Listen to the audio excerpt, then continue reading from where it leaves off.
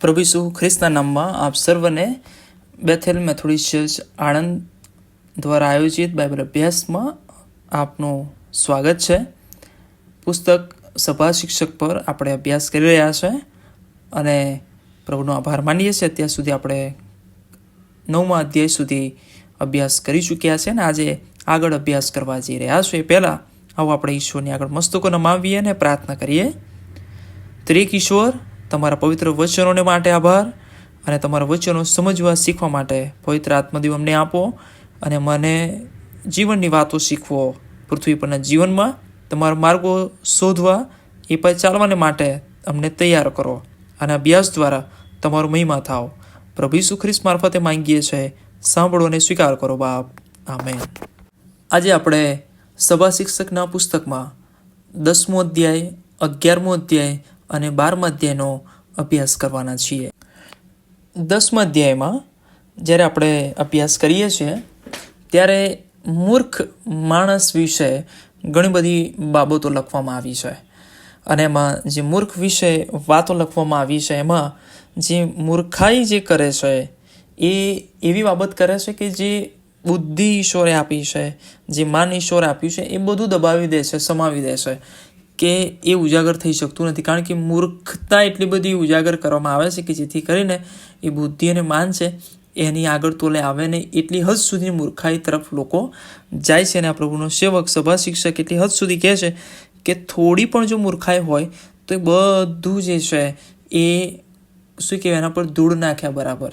અથવા જે બુદ્ધિની વાતો છે, જ્ઞાનની વાતો છે, પણ એની ઉપર કોઈ મૂર્ખની અથવા મૂર્ખાઈ ભરી થોડીક પણ વાત કરે તો બધું જે છે કરેલું અથવા બધું જે આયોજન છે, બધું જે જ્ઞાનની વાતો છે એ બધું કહે છે કે એ દબાવી દે છે.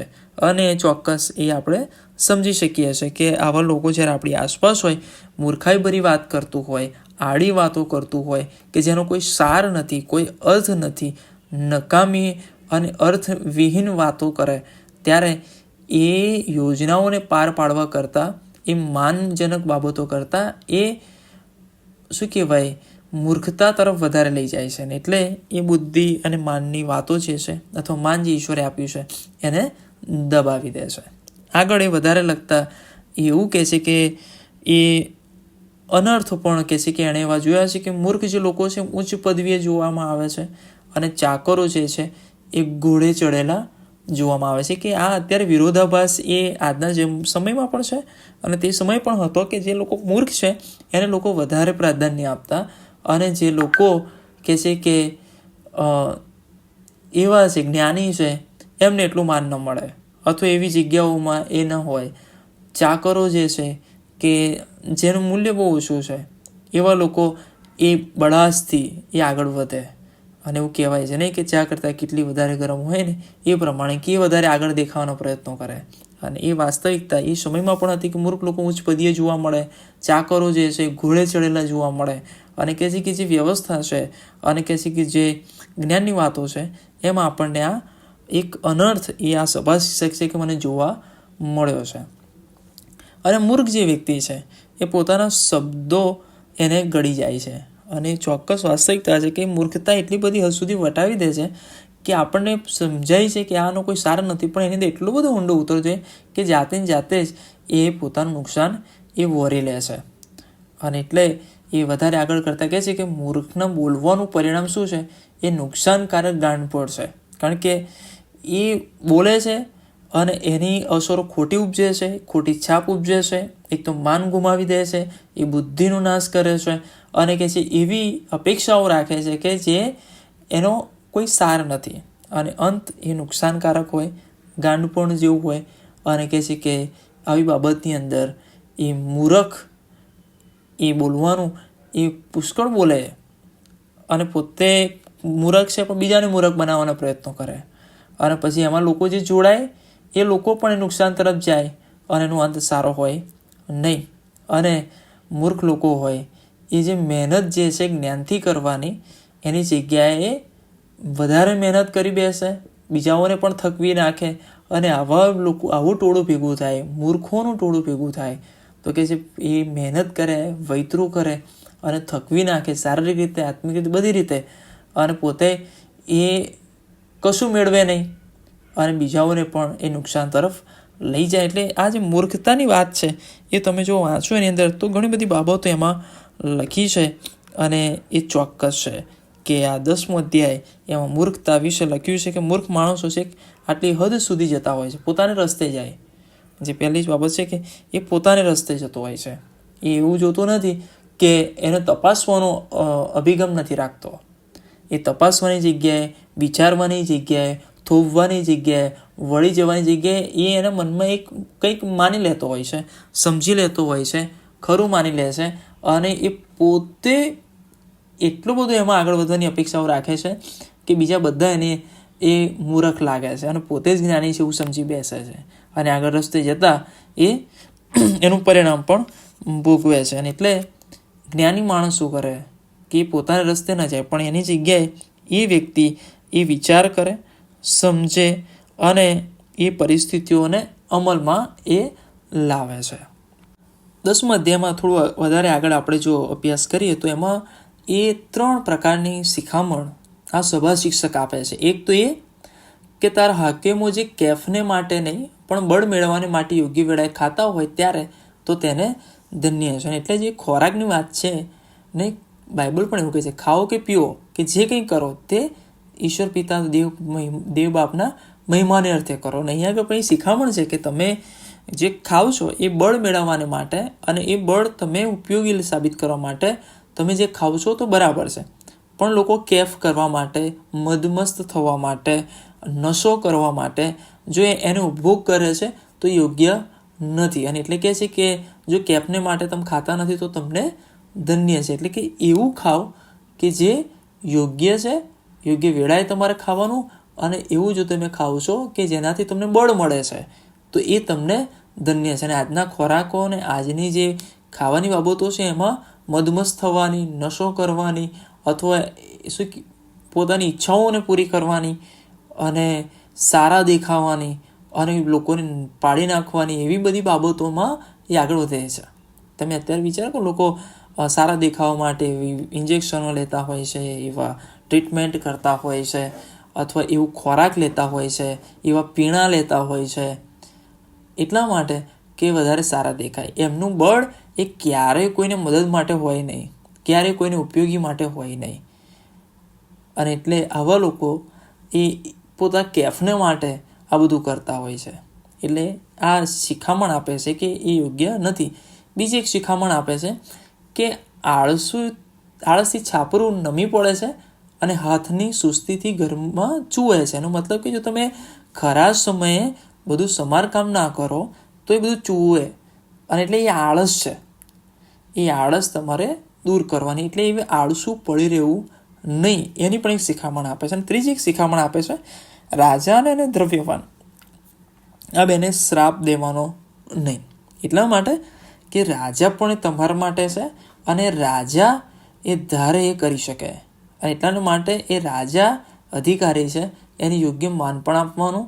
તું શ્રાપ દઈને તું એનો વિરોધી નહીં થઈ જવાનું, કારણ કે એને હાથમાં સત્તા છે અને એ તારી સાથે એવી રીતે વર્તે તો તકલીફ પડે.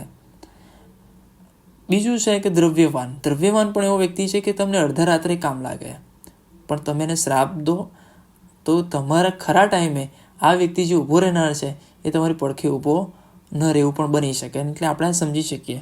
અને એટલે આ સભા શિક્ષક એવું કહે છે કે રાજા અને દ્રવ્યવાન બંનેને શ્રાપ ન દે.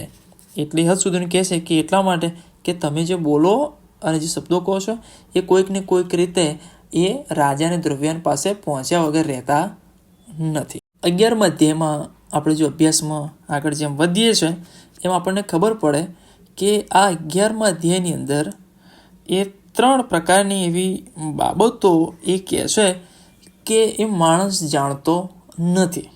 પહેલી બાબત કે પૃથ્વી પર શું આપત્તિ આવશે એ તું જાણતો નથી, કારણ કે એ ઈશ્વર જાણે છે, ઈશ્વર આધારિત છે, ઈશ્વરના નિયંત્રણમાં છે, અને માણસ એ ક્યારેય જાણી શકે નહીં. અને આપણે બહુ સ્પષ્ટપણે જાણીએ છીએ અત્યારે આટલી બધી ટેકનોલોજી છે છતાં હવામાનમાં ઘણી વખત ફેરફાર એવા થાય છે કે કોઈ જાણી શકતું નથી. બીજી જે બાબત છે કે ઈશ્વર જે કંઈ કાર્ય કરે છે તે બધું તું જાણતો નથી. ઈશ્વરનું જે કાર્ય છે ઈશ્વરના કામ કરવાની જે પદ્ધતિ છે અને ઈશ્વર જે રીતે કાર્ય કરી રહ્યા છે એ માણસ બધું જાણતો નથી. ચોક્કસ આપણને ઈશ્વરની યોજના આપણને જાણ થઈ છે, પણ ઈશ્વર એ બીજા જે કાર્યો કરે છે અને કઈ રીતે લોકોની સાથે વ્યવહાર કરે છે અને ઈશ્વરનો ન્યાય છે એ બધું આપણે જાણતા નથી ને એટલે હજુ પણ એ ઘણા બધા લોકોને ગૂંચવણભર્યું લાગે છે. પણ ઈશ્વર જે કંઈ કાર્ય કરે છે એ માણસ એ સમજવાના માટે એટલો કેપેબલ નથી એવું કહી શકાય.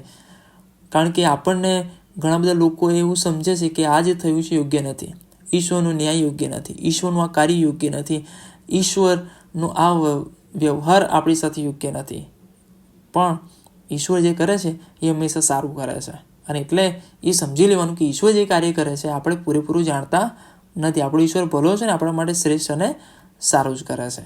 અને ત્રીજી જે બાબત છે એ જેનાથી આપણે અજાણ છે તો એ છે કે આ સફળ થશે કે તે સફળ થશે તે તું જાણતો નથી. અને એટલે આ જગત ભલે એવું કહેતું હોય કે ભાઈ શિક્ષણ મેળવી લેવાથી સારી નોકરીઓ મળે, અથવા ભલે આ જગત એવું કહેતું હોય કે સરસ ખાવાથી સારું શરીર બને, ભલે આ જગત એવું કે ભાઈ આ રસ્તે ચાલવાથી આવું થશે, તો એ આગળ જઈને એની શી અસરો થશે કોઈ જાણતું નથી. અને એટલે કોણ સફળ થશે, કેટલા મહાન રાજાઓ આવી ગયા, સત્તાધીશો આવી ગયા, ઘણા બધા સારી યોજનાઓ પણ કરી, કેટલા ફેલ પણ ગયા, કેટલા સફળ ન પણ થયા, અને ઘણા બધા લોકો એ ગુમાનમાં પણ ફર્યા કે અમને કોઈ નિષ્ફળ ન કરી શકે, થયા છે. અને એટલે સફળતા આપવી એ ઈશ્વરનું કામ છે. એ આગળ આ સભા શિક્ષક એ શીખવી રહ્યો છે. 11મા અધ્યાયમાં એ હવે જુવાની વિષય 11મા અધ્યાય 9મી અને 10મી ક્રમ જે છે એક જુવાન માણસોને એ શિખામણ આપે છે. અને જુવાન માણસોને જે શિખામણ આપે છે કે તારા હૃદયના માર્ગોમાં તારી આંખોની દ્રષ્ટિ પ્રમાણે તું ચાલ, પણ તારે નક્કી જાણવું કે આ બધી બાબતો વિશે ઈશ્વર તારો ન્યાય કરશે. આ બહુ સ્પષ્ટ એક શિખામણ છે કે તારા હૃદયના માર્ગોમાં આંખોની દ્રષ્ટિમાં તું ચાલ. બરાબર છે, ઈશ્વરે છે અધિકાર આપ્યો છે, પણ એ પણ તપાસવાની પણ ફરજ જુવાનની છે કે ઈશ્વર બધી બાબતોનો ન્યાય કરશે. એટલે એ ઈશ્વરના વચનો મળ્યા છે, ઈશ્વર કઈ બાબતોને પસંદ છે કઈ બાબતો નથી પસંદ એ પણ ઈશ્વરે શીખવાડ્યું છે. તો એ સમજી લેવાની જરૂર છે કે ઈશ્વર ન્યાય કરે તો હું આ બાબતની અંદર ન્યાય ઠરી શકું કે નહીં. અને એટલે નક્કી જાણી લેવાનું, વિચાર કરવાનું કે આ બાબત ઈશ્વરને ગમે છે કે નહીં, ઈશ્વર આ માર્ગો પસંદ કરે છે કે નહીં. અને એ સમજણ ઈશ્વર એ આપણને પવિત્ર વચનો બહુ સારી રીતે આપી છે કે કયો માર્ગ ઈશ્વરને પસંદ છે અને ઈશ્વરનો ન્યાય કયા પ્રકારનો છે. અને એ જુવાન માણસે અત્યારથી જ એ કેળવી લેવાની જરૂર છે. એક શિખામણ આપે છે. બીજી એક શિખામણ આપે છે કે તારા અંતઃકરણમાંથી ખેદ દૂર કરીને તારું શરીર ભૂંડાઈથી દૂર રાખ, કેમ કે યુવાવસ્થા તથા ભર જુવાની વ્યર્થતા છે. અને આ જે બાબત છે એ ખેદ થયા કરે માણસને, શારીરિક ઉપભોગની, શારીરિક ઈચ્છાઓ તૃપ્ત કરવાની, બીજાઓ કરે છે એવું કરી લેવાની, અને પોતાના શરીરને એ પ્રમાણે કેળવવાના પ્રયત્નો કરે છે. એટલા માટે આ સભા શિક્ષક કહે છે કે ભૂંડાઈથી તું દૂર રહે. અને એનું કારણ પણ આપે છે. જુવાનીમાં જોશ છે, આ છે, બધું છે, પણ આ સભાશી એવું કહે છે યુવાવસ્થા તો ભર જુવાની વ્યર્થતા છે. જગતનું શિક્ષણ આ તો શ્રેષ્ઠ છે, જુવાનો સમય તો શ્રેષ્ઠ છે, પણ આ પ્રભુનો સેવક કેવું કહે છે એ વ્યર્થતા છે. કેમ વ્યર્થતા છે? કારણ કે આ જ ખરો એવો સમય છે કે જેમાં વધારે પાપ થાય, વધારે પાપ વૃત્તિઓ થાય, વધારે પુંડાઈ થાય, વધારે દુષ્ટ માર્ગો તરફ જવાય. અને એટલા માટે બહુ સ્પષ્ટતાથી પ્રભુનો સેવક કહે છે કે યુવાવસ્થા એ ભર જુવાની જે છે એ બહુ વ્યર્થતા છે, કારણ કે આ તમને નાશ તરફ લઈ જાય અને એના ચોક્કસ એ સમયો, કારણો બધું તમારી સાથે આવે અને તમે એમાં ફસાઈ શકો. એટલે આ વ્યર્થ બાબતો છે કે જેનું પરિણામ એ ખરાબ જ આવી શકે. અને એટલે એક ખ્રિસ્તી જુવાન તરીકે પોતાના શરીરને પુંડાઈથી દૂર રાખવાનું અને અંતઃકરણમાંથી ખેદ દૂર કરવાનો કે મને આ નથી મળ્યું, મારી સાથે આવું નથી, બીજાઓની પાસે આવું છે, બીજા આવું જીવન જીવે છે. એ જે જગત જે કરે છે ઈશ્વરના વચન વિરુદ્ધ છે, એની અભિલાષાઓ રાખવાની અને આપણે નથી કરી શકતા એનું ખેદ નહીં રાખવાનું. અને એટલે બહુ ગજબની આ કલમ છે કે યુવાવસ્થા જે જગત એવું કહે છે કે શ્રેષ્ઠ છે, પણ પ્રભુનું વચન કહે છે કે એ વ્યર્થતા છે. 12મા અધ્યાયમાં પહેલી જે કલમ છે એ તો જુવાની વિશે એવી વાતો કરે છે કે યુવાવસ્થાના દિવસોમાં તારા સર્જનહારનું તું સ્મરણ કર, માઠા દિવસો આવ્યા પહેલાં. વળી જે વિશે તું એમ કહેશે કે તેમાં મને કંઈ સુખ નથી, તે નજીક આવ્યા પહેલાં એનું સ્મરણ કરો. જો એક તો જુવાનીની વાત તો એ આપણે શીખ્યા કે એ વ્યર્થતા છે. વ્યર્થતા છે એ જગતના ધોરણે, પણ જો ઈશ્વરના ધોરણે તમે જીવો છો તો તમારે આ સમયની અંદર સર્જનહારનું સ્મરણ કરવાનો શ્રેષ્ઠ સમય છે.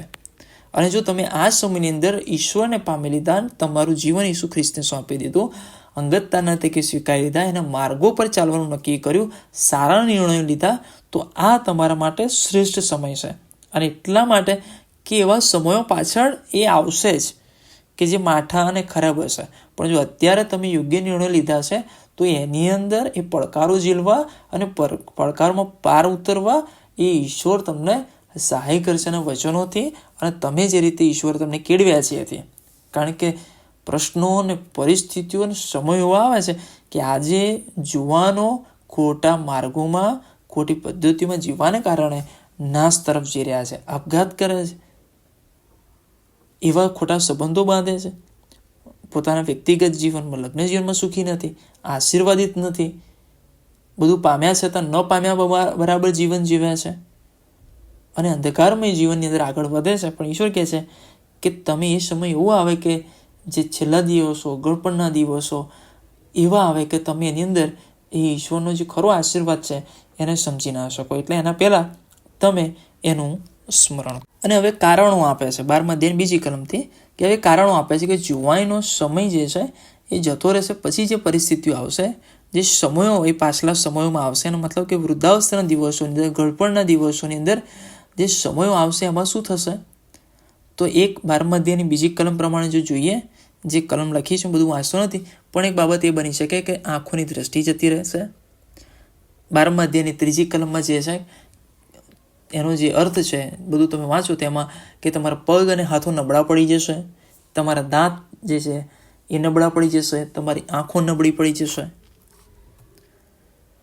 12મા અધ્યાયની ચોથી કલમમાં જો તમે વાંચો તો એનો જે સાર છે એ છે કે તમારી નિંદ્રા ઓછી થઈ જશે, તમારા કાન જે છે એ સાંભળી નહીં શકે, તમે મંદ થઈ જશે, એવી પરિસ્થિતિ આવશે. 12મા અધ્યાયની 5મી કલમ પ્રમાણે એવી પરિસ્થિતિ આવશે કે ભય અને બીક લાગવા માંડશે, વાળ સફેદ થઈ જશે, ચાલવાની ગતિ ધીમી થઈ જશે, શારીરિક જે તમારી રુચિઓ છે આનંદ માણવાની એ બધી નાશ પામશે. અને 12મા અધ્યાય 7મી અને 8મી કલમ જે કહે છે જુવાની છે, એના પછીના જે સમૂહ છે અઘરા છે. અને બહુ સ્પષ્ટ વાત 7મા અને 8મી અધ્યાયની 8મી કલમમાં કહે છે, અગાઉ તું ધૂળ હતી અને તેવી ધૂળ તું થઈ જશે. ઈશ્વરે આપણને માટીમાંથી બનાવ્યું, એ ધૂળમાંથી બનાવ્યું, અને કહે છે આપણો અંત જે છે એ પણ ધૂળ જ થઈ જશે. પણ એની અંદર જે ઈશ્વરે આપણામાં આત્મા મૂક્યો છે એ ઈશ્વર પાસે પાછો જશે. અને એટલા માટે એ સ્પષ્ટ કરે છે કે વ્યર્થતાની વ્યર્થતા બધું વ્યર્થ છે. જે શરૂઆતથી થઈ કે વ્યર્થતાની વ્યર્થતા બધું વ્યર્થ છે, અહીંયા આગળ ફરી કહે છે કે બધું વ્યર્થ છે. શું વ્યર્થ છે? કે આ જગતની અંદર જગતના ધોરણે જીવી લેવું, માણી લેવું ને અહીંયાની રીતિથી ચાલવું એ બધું વ્યર્થ છે.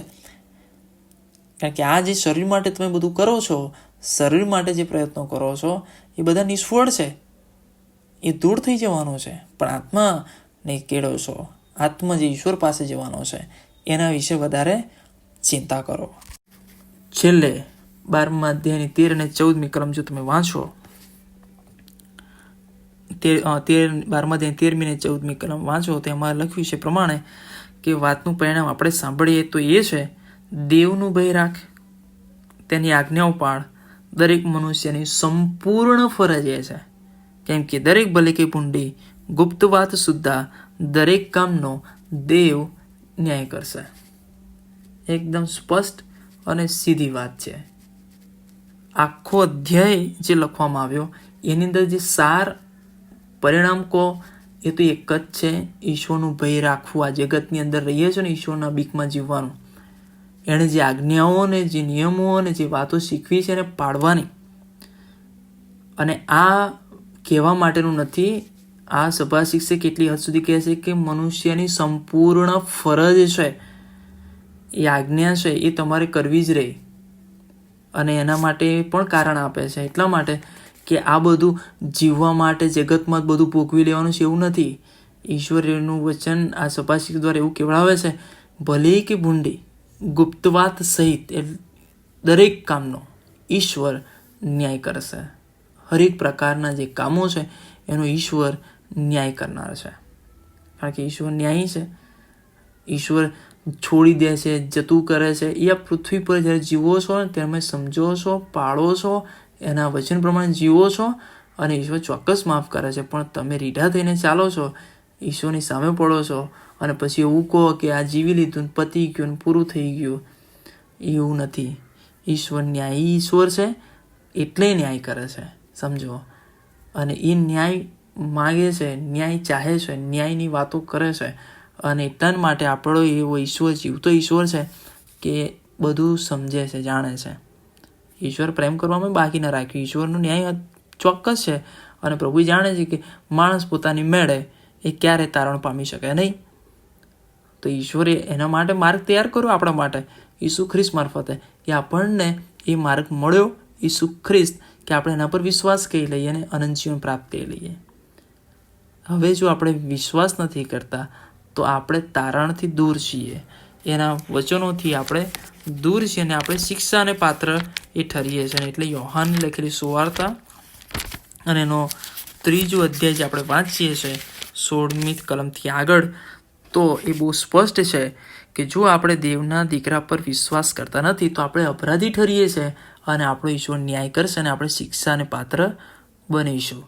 એટલે આ વાતો સમજીએ, વિચાર કરીએ અને પ્રભુ કરે કે આપણે એનું આશીર્વાદ માણીને પૃથ્વી પરના જીવનની અંદર ઈશ્વરનું ભય રાખીએ, એની આગળ આજ્ઞાઓ પાડીએ અને આપણી ફરજ છે એ સમજીને આપણે ઈશ્વરના માર્ગોમાં સતત જીવતા રહીએ. પ્રભુ આ વચન શીખવા તમને બધાને સહાય કરો.